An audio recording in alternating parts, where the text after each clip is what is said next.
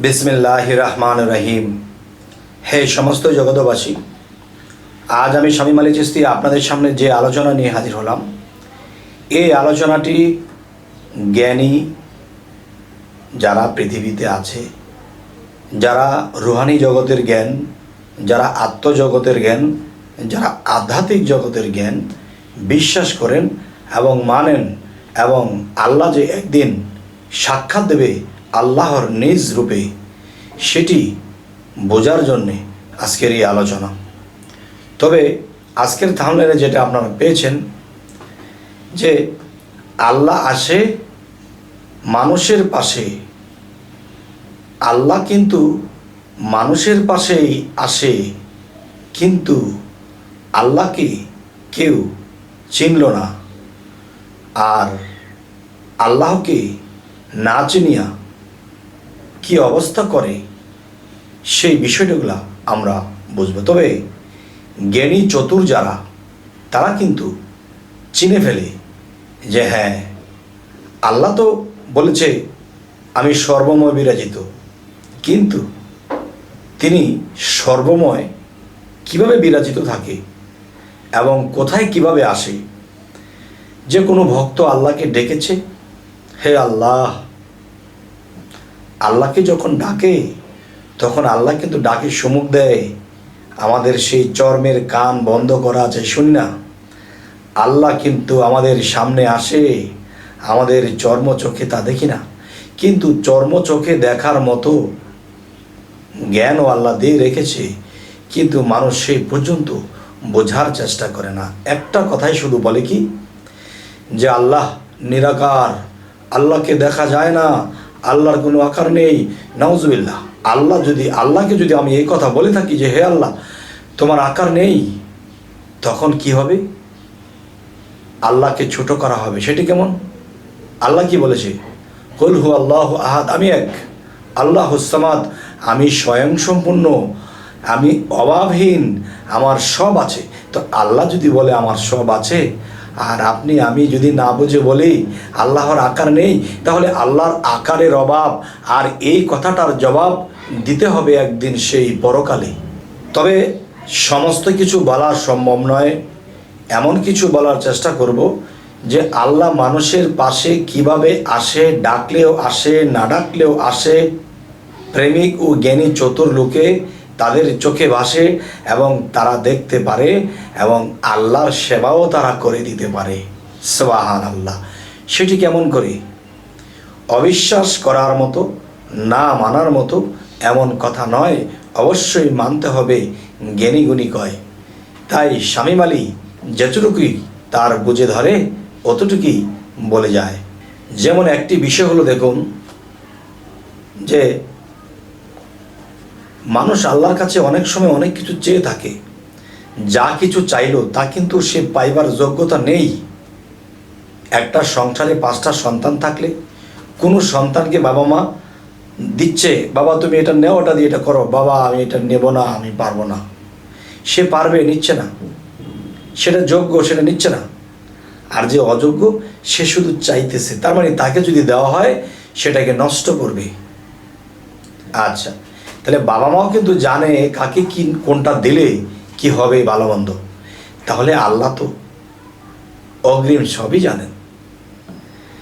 তখন কোনো বান্দা যখন চোখের জলে আল্লাহর সাধনা করে আল্লাহকে ডাকে, যখন সেই বান্দা নিজের কোনো কিছু প্রয়োজন মনে করে, তখন দেখা যায় যে সেই প্রয়োজন মেটাতে আল্লাহ যে তাকে কিছু দেবে, কিন্তু আল্লাহ তাকে দিচ্ছে না। সে তো চাচ্ছে, এটা পাওয়ার যোগ্যতা তার নেই। তারপরেও কিন্তু আল্লাহ তার ডাক শুনে সন্তুষ্ট হয়ে আসে, বেশি জায়গায় কম হলেও দেয়। আর সেই মানুষগুলো শরীয়তের মধ্যেই বেশি, আর তরিকতের মধ্যে কম। কারণ তরিকতের মানুষে আকার নিরাকার দুইটাই বোঝে, কিন্তু শরীয়তের মানুষ আকারও বোঝে না, নিরাকারও বোঝে না। আচ্ছা, তো এখন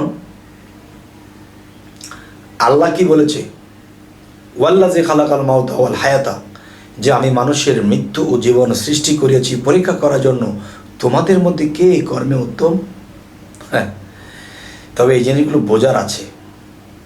দেখেন, আপনি আল্লাহর কাছে চাইছেন, আল্লাহ তুমি আমাকে এটা দেও, আমাকে দেও। আল্লাহ দেওয়ার জন্য একটা শিশুর ভাব ধরে এসেছে, একটা শিশু এসেছে। শিশু বলতেছে যে তোমার জন্য দোয়া করব, তুমি আল্লাহর কাছে যেন কিছু চাইলে পাও। দেখো আমি এতিম, আমাকে দেখার কেউ নেই, আমি জন্মের পরে আমার বাবা মা মরে গেছে, আমাকে কেউ আদর করে না, তুমি কি আমাকে একটু আদর করবে, তুমি আমাকে কিছু খেতে দেবে? তখন সেই ব্যক্তিটি কি বলল, দূর হয়ে যা, দূর হয়ে যা,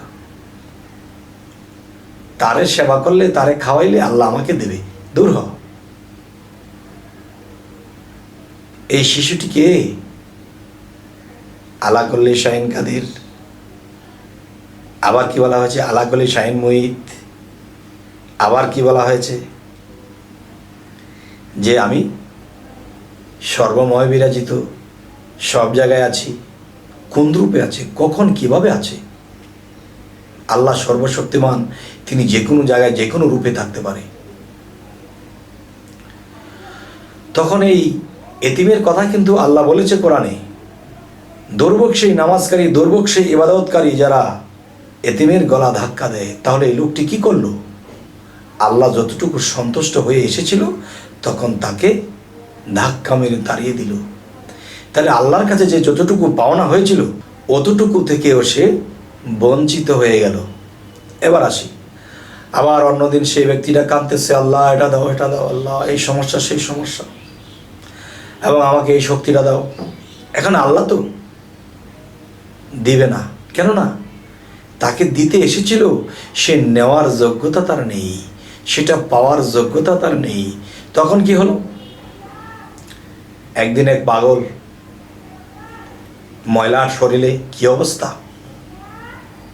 তার সামনে পড়েছে, বাবারে আমাকে সবাই পাগল বলে, আমি তো পাগল না, আমাকে কেউ খেতে দেয় না, আমাকে কেউ থাকতে দেয় না, বাবা আমাকে একবেলা খাওয়াবে, আমাকে একটু আরাম করার জায়গা দেবে, আমি খুব ক্লান্ত।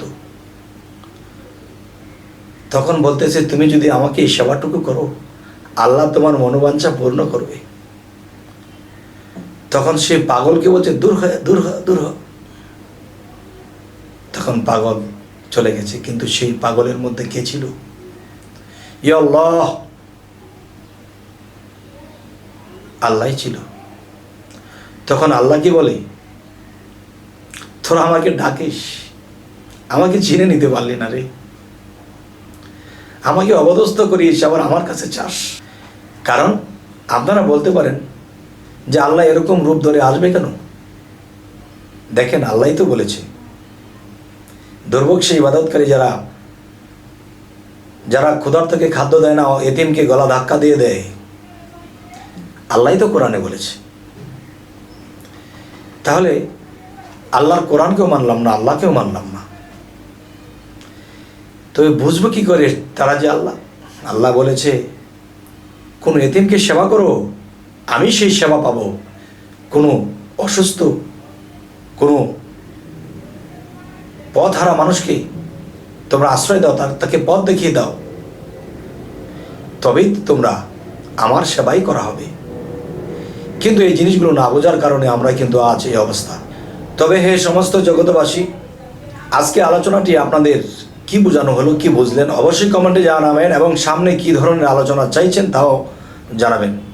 তো আমাদের চ্যানেলটিকে লাইক দিবেন, শেয়ার দেবেন, এটাই তো, আর কি করবেন।